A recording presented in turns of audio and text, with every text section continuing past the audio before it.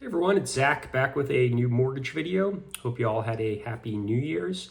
If this is your first time seeing one of my videos, welcome to my channel. If you're a returning viewer, welcome back, where I'll try to demystify all things mortgage related.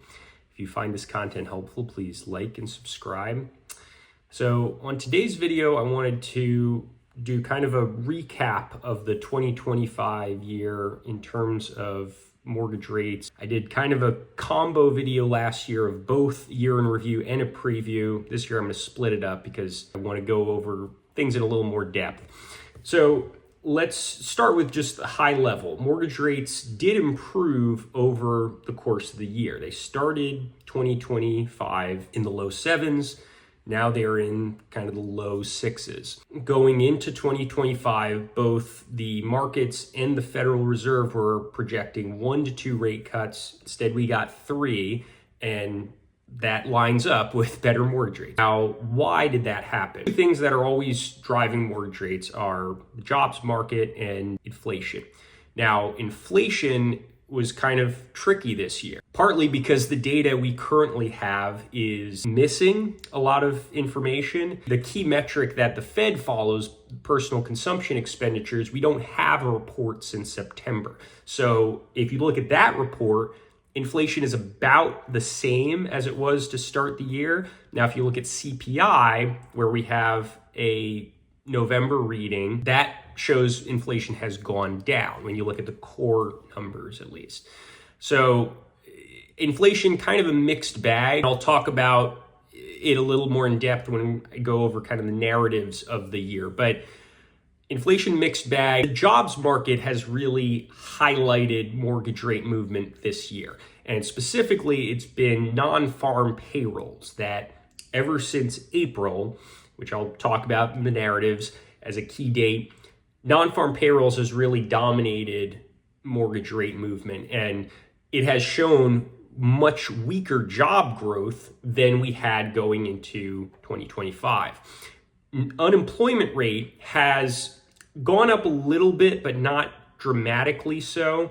Also, this past reading, I think, is going to be taken with a grain of salt because of the government shutdown, inflating those numbers. A big focus of mine going into 2025 was on policy of the new Trump administration.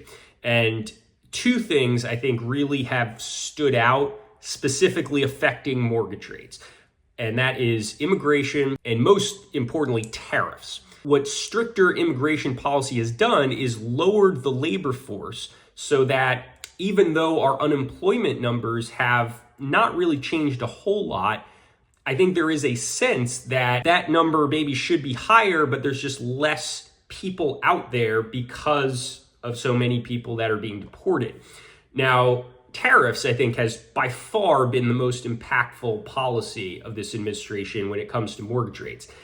Initially, when the tariffs were announced in April, that led to a spike in mortgage rates because of the expectation that they would lead to much higher inflation. By the end of this year, I think you can say that those fears have not really been realized. Some increase in certain industries that are affected by tariffs. However, the service-based industries, which are not really directly affected, have remained pretty stable. And Jerome Powell had talked about that at this last meeting, even though the overall numbers are higher than they would like. Numbers that are not affected by tariffs have been in the 2% range where they want them to be. The expectation right now is that sometime in the first quarter of 2026, those costs that have taken a while to trickle into the inflation numbers due to tariffs will fully realize, and then we should start to see those services affected by tariffs start to come down. That has been a positive thing. Initially, again, there was this fear of tariffs, spiky inflation has not really realized, certainly to the fullest extent. The expectation that it would take time for costs to increase due to tariffs, that has kind of rendered inflation numbers a little bit of a moot point this year since the passing of the tariffs, the so-called Liberation Day, as Trump coined it. Ever since that point, from then until now, today, non-farm payrolls, jobs creation has really dominated mortgage rates when typically it's inflation. Well, I'll talk much more in depth about this in my preview of 2026 video. I do think that could change in this upcoming year. The other thing to talk about is the Fed. The comings and going with the Federal Reserve was a key part of 2025. You had the attempt to push out Lisa Cook due to mortgage fraud, which ultimately turned out to be nothing. But obviously, it is clear Donald Trump wants to stack the Federal Reserve with people that are going to be in line with him, that are going to support significant rate cuts. He's already gotten one person into the Fed, Stephen Moran, who has been by far the most adamant when you see the Fed dot plots, their projections moving forward.